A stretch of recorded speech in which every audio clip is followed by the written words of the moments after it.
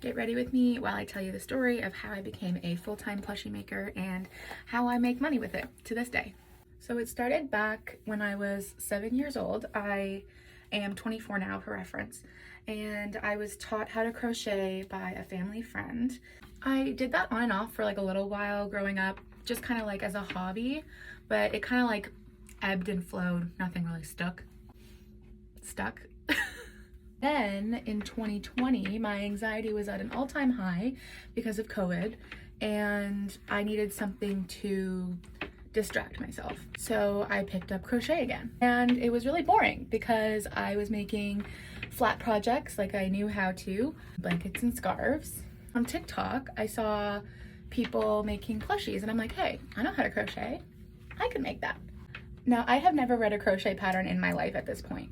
Now, at this time, I was still working on my degree in kinesiology at York University, and I graduated with specialized honors. Thank you very much.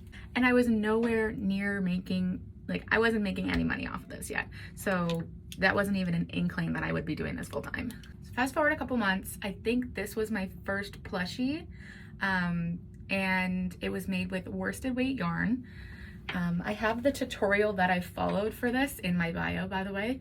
As you can see, it's not bad, but it's not great. So I practiced and I got better, and this was my next plushie. Right? She's cute. She's a little bumpy, but she's cute. After I made that cow plushie, I had a friend reach out to me, shout out Brooke, who wanted a custom one, and I'm like, okay. And I think she was my first order that kind of kick-started my business. So I made her this cow, super cute.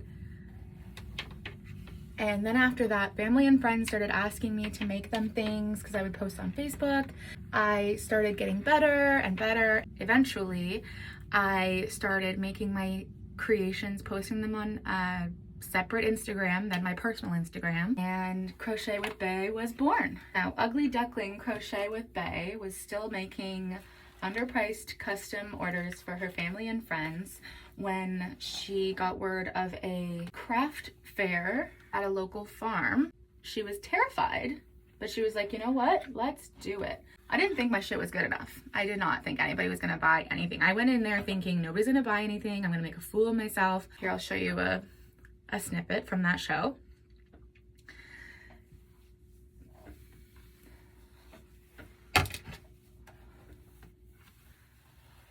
I earned $1,200 from that show.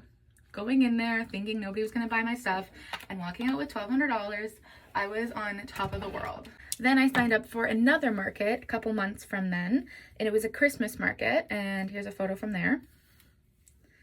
And it was terrible weather, but I did pretty well for the weather anyways. Fast forward a couple months to January, and I was starting my first online store with Etsy. Now, by no means was this oh my God, cha-ching, no money.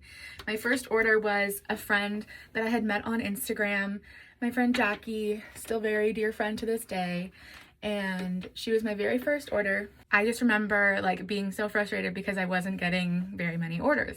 I went on TikTok live a lot to try and promote myself, and that helped with orders. I started getting a following on Instagram and TikTok, and I started making friends in the community, and then I decided to make my very first pattern. A pattern is a digital file that shows other crocheters how to crochet the plushie you made. Oh, also, I forgot to mention, I learned how to crochet plushies by watching YouTube videos. I don't think I read an actual crochet pattern until probably 6 months after I started crocheting plushies, after watching a lot of videos. So after I made my first pattern, Penelope the Pig, the ideas started flowing, and I started writing more patterns, and I started doing more markets. And before I knew it, I decided to quit my job May of 2020 to pursue crochet full time. At this time, I was mainly doing markets, craft fairs, and selling digital patterns online, which was enough to maintain my bills. Graduated university in June of 2022, so just a month later. I kept doing markets, selling digitally online, and occasionally I would put a few plushies on my website. I'd pretty much stopped taking custom orders at this point because they just completely kill my creativity. In September, I moved in with my boyfriend of a couple years. A month later, we got a dog and everything started to get super overwhelming. I had a market coming up and this dog needed my attention 24/7. I struggled mentally thinking I wasn't going to be able to make this work as a full-time crocheter and have a dog, have a family one day. But you know, we made it through. In February of 2023, almost a year after I opened my Etsy shop, I switched to Shopify. Now, everybody asks me why I switched to Shopify. Personally, Etsy was taking too much from me, from my business, for me to rationalize sticking around, and I was driving a majority of my own traffic. I think Etsy is a very good site to start out on, but once you can drive your own traffic, there's no need to be paying them for this platform. The first few weeks on Shopify were extremely slow for business, and I was starting to wonder, did Etsy drive more traffic than I thought that they did? Did I need them? I had to drastically change how I marketed myself and my business because I couldn't rely on another party to bring in traffic for me. So I really stepped up my TikTok game, my Instagram game, and started posting a lot more. I learned that it is most effective for me personally to film all my content in one day, mainly because I mentally cannot put myself in front of a camera every single day. It's just not good for my mental health. And then I also only have to get ready like one day out of the week. The rest of the time, you will see me in my pajamas with my hair in a bun. Now we're gonna start to talk about money here. In my first month, January of 2023, I made $3,000 on Etsy, but they took $500 of that $3,000. Shopify for the basic package costs $500 for the year, and all you have to pay really is the credit card fees. Do the math. So after about a month on Shopify, I knew what I could expect for my weekly paychecks, and my goal was to pump out at least $800 a week. That would cover my bills, and it would allow me to buy groceries for me, my boyfriend, and the dog, while also giving me a bit of personal money and put away savings to save for a house and pay for my credit card bill. I'll be honest, the weeks that I don't make that $800, I'm a little bit bummed, but it's usually explainable, like I didn't post a lot that week, controllable stuff like that. And then when I have a really good week, I make sure to allocate those funds for when I have a poor week.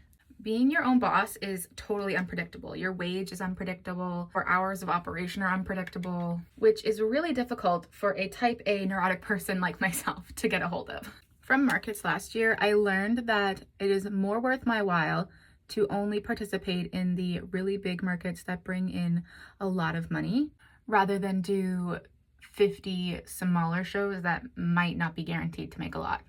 Cousins, not twins.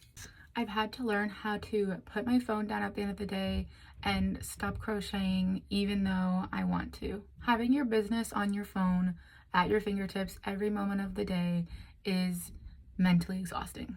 I haven't figured out a perfect system yet, but as many days that there are good, there are bad. And learning how to roll with the punches and let all the negative comments roll off your back is key. You are doing this business for you, not for anybody else.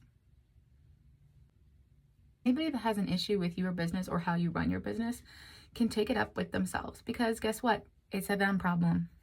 My phone died and didn't save the last clip I recorded, but my last note was basically to not be afraid. If you think that your work isn't good enough to start selling yet, then listen to yourself and get better, practice. But if you're worried about selling because of other people's judgment, screw them. And what's the worst that can happen? You fail? Oh well, get another job. Start over again. It's just life. I hope this helped at least one person.